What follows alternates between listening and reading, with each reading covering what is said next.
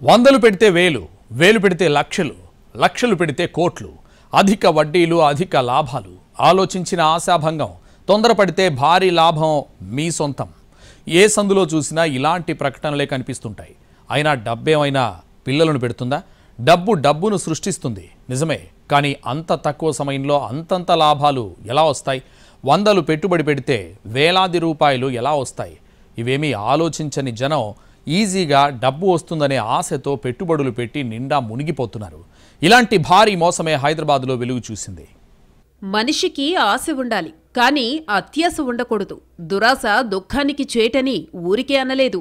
అత్యాశ నట్టేట ముంచుతుంది. అత్యాశ పరులను టార్గెట్ చేసుకునే ఉద్యోగం పేరుతోనో, పెట్టుబడుల పేరుతోనో, ఇళ్ల స్థలాల పేరుతోనో రకరకాలుగా మోసం చేస్తున్నారు కేటుగాళ్లు. కోట్ల రూపాయలు కొల్లగొట్టి పరారవుతున్నారు. ఇలాంటి ఘటనలు నిత్యం ఎక్కడో చోట జరుగుతూనే ఉన్నా ఇలాంటి బురుడీగాళ్లను మళ్లీ నమ్ముతున్నారు అమాయక జనాలు. తన సంస్థలో పెట్టుబడి పెడితే అధిక లాభాలతో పాటు ఫ్లాట్లు కూడా కట్టించిస్తానని నమ్మించాడు. దీంతో అమాయకులు లక్షల రూపాయలు ఇన్వెస్ట్ చేశారు.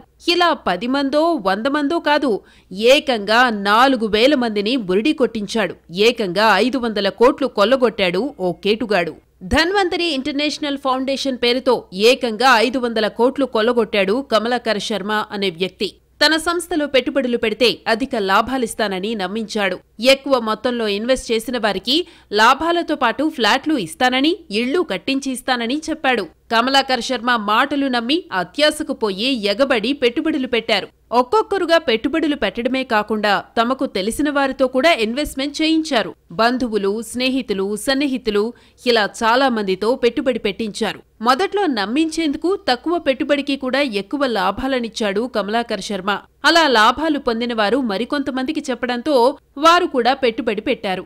అదే కాకుండా అప్పటికే పెట్టుబడి పెట్టిన వాళ్లు కూడా మరికొంత ఇన్వెస్ట్ చేశారు. 5 లక్షలు చేసిన వాళ్లు మరో 5 లక్షలు, 10 లక్షలు పెట్టిన వాళ్లు మరో 5-10 లక్షల చొప్పున పెట్టుబడిని పెంచారు. ఇలా ఇన్వెస్టర్లు ఏకంగా 4,000 మందికి చేరారు. ఇందులో ఇతర రాష్ట్రాలకు చెందిన వాళ్లే కాదు, ఇతర దేశాలకు చెందిన వాళ్లు కూడా పెట్టుబడి పెట్టారు. 2018 నుంచి అలా పెట్టుబడులు పెడుతూ పోయారు అమాయకులు. ఇన్వెస్టర్ల నుంచి దాదాపు 500 కోట్ల రూపాయలకు పైగా దండుకున్న కమలాకర్ శర్మ ముఖం చాటేశాడు. కొంతకాలంగా లాభాలివ్వడం మానేశాడు. ఇన్వెస్టర్లు కాంటాక్ట్ చేస్తుంటే తప్పించుకుని తిరిగాడు.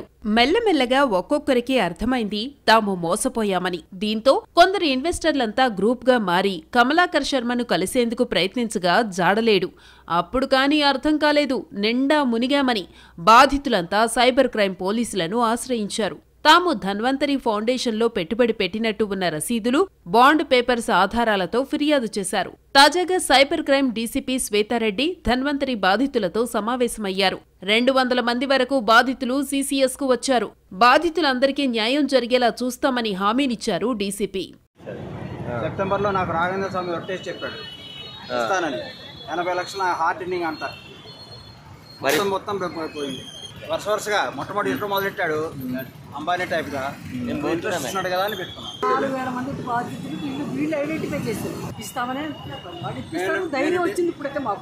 ధన్వంతరి ఇంటర్నేషనల్ ఫౌండేషన్ కు చెందిన ఆస్తులు, స్థలాలు, బ్యాంక్ అకౌంట్లలో ఉన్న డబ్బులు గుర్తించి వాటి ద్వారా బాధితులకు న్యాయం చేస్తామన్నారు సైబర్ క్రైమ్ డీసీపీ శ్వేతారెడ్డి. అంబర్పేట్లోని డీఎఫ్ఐ ఆసుపత్రి, విశాఖపట్నం, అంకపల్లి, విజయవాడలోని గన్నవరం, సిద్దిపేట, మిడ్జిల్లో ధన్వంతరి ఫౌండేషన్ కు చెందిన సుమారు 450 ఎకరాల భూమి, 3,000 చదరపు గజాల వాణిజ్య సముదాయాన్ని గుర్తించామని అన్నారు డీసీపీ. కోర్టు అనుమతితో ఈ ఆస్తులను వేలం వేసి వాటి ద్వారా వచ్చిన సొమ్మును బాధితులకు అందేలా చూస్తామని హామీనిచ్చారు.